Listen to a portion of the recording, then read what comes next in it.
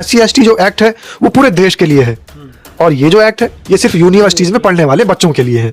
ज्यादातर इस मामले को देखा गया, पिछला जो आकलन है उस आकलन के हिसाब से, क्योंकि यूनिवर्सिटीज के अंदर दलित बच्चों पर, शोषित बच्चों पर, पीड़ित बच्चों पर और पिछड़े समाज के बच्चों पर ज्यादा उत्पीड़न हो जाता है। अगड़े समाज के लोग, सवर्ण समाज के लोग, सवर्ण समाज में भी वो जो अपने आप को बहुत बड़ा मानते हैं, सवर्ण समाज के गरीब लोग इस तरीके की हरकत नहीं करते, तो सवर्ण समाज के जो दबे कुचले लोग हैं वो भी इसी में शामिल हैं, ओबीसी के साथ और SC/ST के साथ शामिल हैं, लेकिन बस वो कैटेगरी वाइज वहां पर गिने जाते हैं।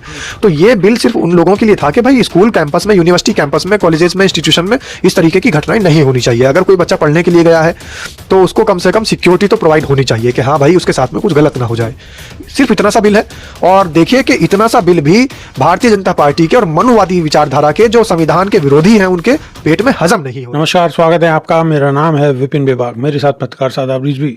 धन्यवाद बेबाक जी। शादाब रिजवी, अगर यूजीसी पर सरकार की सहमति थी तो सुप्रीम कोर्ट अलग कैसे चल रहा है?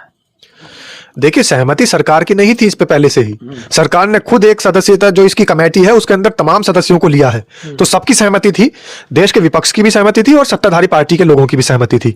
अब बात आती है कि सुप्रीम कोर्ट ने ये फैसला क्यों लिया। सुप्रीम कोर्ट ने रोक नहीं लगाई है, सुप्रीम कोर्ट ने कहा है कि दिया है, हाँ, आपने इनकी जो शब्द है इनकी डिफाइन करिएगा, पूरी चीजों को लाइएगा, उसके बाद में आप दिखाइएगा कि क्या कहानी है पूरी, समझाइएगा, तब इस पर कोई। तो क्या आपको लगता है कि लागू होगा? मैं तो ये कह रहा हूं कि यूजीसी तो नहीं लागू होना चाहिए, लेकिन यूजीसी से एक बड़ा कोई एक बिल लागू होना चाहिए। यूजीसी मतलब यूनिवर्सिटी लेवल का एक बिल है, इसे कंट्री लेवल का बिल बनाना कम से कम एक शुरुआत तो हो, एक नीचे से शुरुआत हो, एक छोटे बिल से ही शुरुआत हो। देखिए, शुरुआत तो पहले से भी है। SC/ST के लिए तो पहले से भी प्रताड़ना के कानून बने हुए हैं। आप देखिए, SC/ST एक्ट बना हुआ है, तो SC/ST एक्ट जो है वो दलित और शोषित समाज के लिए बना हुआ है। अब इसमें सिर्फ बचता है ओबीसी समाज, तो यहां पर सिर्फ ओबीसी की लड़ाई है। SC/ST पर तो प्रताड़ना SC/ST एक्ट बनने के बाद भी नहीं रुकी। लोग बाग आज भी गालियां दे रहे हैं SC/ST समाज को, अनुसूचित जाति को, अनुसूचित जनजाति को। लोग बाग आज उनका उत्पीड़न कर रहे हैं।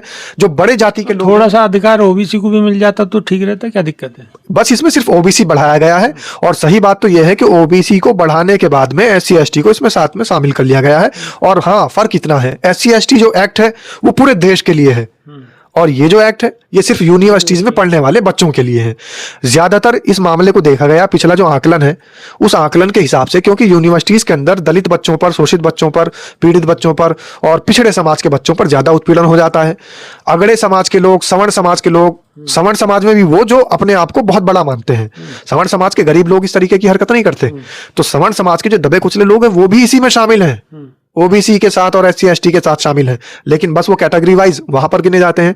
तो ये बिल सिर्फ उन लोगों के लिए था कि भाई स्कूल कैंपस में, यूनिवर्सिटी कैंपस में, कॉलेजेस में, इंस्टीट्यूशन में इस तरीके की घटनाएं नहीं होनी चाहिए। अगर कोई बच्चा पढ़ने के लिए गया है तो उसको कम से कम सिक्योरिटी तो प्रोवाइड होनी चाहिए कि हाँ भाई उसके साथ में कुछ गलत ना हो जाए। सिर्फ इतना सा बिल है और देखिए कि इतना सा बिल भी भारतीय जनता पार्टी के और मनुवादी विचारधारा के जो संविधान के विरोधी हैं उनके पेट में हजम नहीं हो रहा है, उनको पच नहीं रहा है। तो आप देखिए कि देश के लिए अगर पूरा बिल बना दिया जाता तो फिर क्या हाल होता। मैं तो ये सोच रहा हूँ कि आज मोदी जी का पुतला जला रहे हैं लोग बाग, तलवार निकाल करके मोदी जी को दिखा रहे हैं कि मोदी जी को तो अपशब्द बोल रहे हैं, मोदी तो तेली है। मोदी, ये अपशब्द नहीं है, खैर ये तो कास्ट है और किसी की कास्ट का जिक्र करना कोई अपशब्द थोड़ी है। अगर अपशब्द होता तो जाति प्रमाण, वैसे तो मोदी है ना उनका, लेकिन अब वो तेली तेली बोल रहे हैं। हाँ, तेली एक कास्ट है, जिस कास्ट से मोदी जी आते हैं, तो ये कोई अपशब्द नहीं है। अगर अपशब्द होता तो हमारे देश के अंदर तो कुछ लोग तो ये भी कह रहे हैं कि जब बच्चे पहले पढ़ने के जाते थे और अगर सामने से कोई तेल वाला मिल जाए, तेली, तो कहते थे शगुन खराब हो गया। लेकिन मोदी जी सामने बैठ गए देश पे तो पूरे देश का ही शगुन खराब होगा, तेली बिठा दिया। लोग यहाँ तक कह रहे हैं, इतनी बुरी बात कह रहे हैं। देखिए, ये तो मोदी जी ने अपने आप को खुद गिरा रखा है। क्योंकि हमेशा उन्होंने एक समय निर्धारित कर दिया 8 बजे का, नोटबंदी कर दी 8 बजे, कोरोना के अंदर लॉकडाउन लगाया 8 बजे, फिर उसके बाद में कोई भी उन्होंने गलत कार्य किया, GST का बिल लाए 8 बजे, कोई भी और गलत कार्य किया 8 बजे, और मोदी जी खुद आते हैं।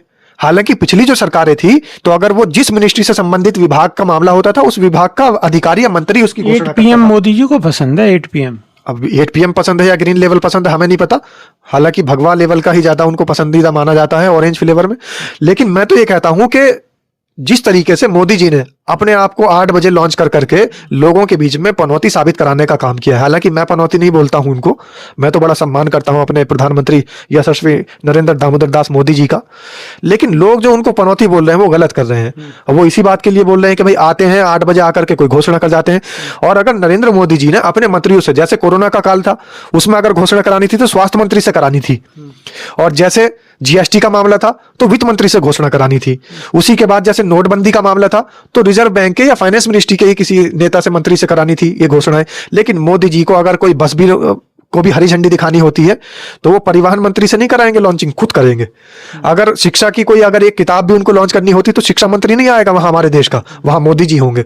अगर हमारे देश के अंदर आईपीसी हटाकर बीएनएस लागू हो रही है तो उसकी लॉन्चिंग भी हमारे देश का कोई कानून मंत्री नहीं करेगा, मोदी जी करेंगे। और मैं तो ये मानता हूं कि इस देश के तमाम हमारे जो दर्शक देख रहे हैं उनको ये पता भी नहीं होगा कि हमारे देश का इस समय कानून मंत्री है कौन। उनको ये नहीं पता होगा हमारे देश का स्वास्थ्य मंत्री इस समय है कौन, हमारे देश का पर्यटन मंत्री इस समय है कौन, हमारे देश का जो स्वास्थ्य मंत्री इस टाइम है कौन, शिक्षा जी है ना, बस तो मोदी है तो मुमकिन है वाली बात चल रही है। तो अब मोदी है तो किसी और की जरूरत नहीं है। लेकिन मोदी जी की छाप इतनी गहरी हो चुकी थी उनके अंधभक्तों के दिलों पर कि आज उनके अंधभक्तों के कलेजे फट रहे हैं कि ये मोदी जी ने हमारे साथ क्या कर दिया। उन्होंने कभी अपेक्षा नहीं की थी इस बात की कि मोदी जी उनके साथ ऐसा भी कर सकते हैं, लेकिन मोदी है तो मुमकिन है, मोदी है तो मुमकिन है। तो ये थे हमारे साथ पत्रकार शादाब रिजवी। इनकी बात आपको कैसी लगी कमेंट के माध्यम से अपनी राय जरूर रखें। अभी के लिए सिर्फ इतना ही, बहुत बहुत शुक्रिया, धन्यवाद विभाग जी, नमस्कार।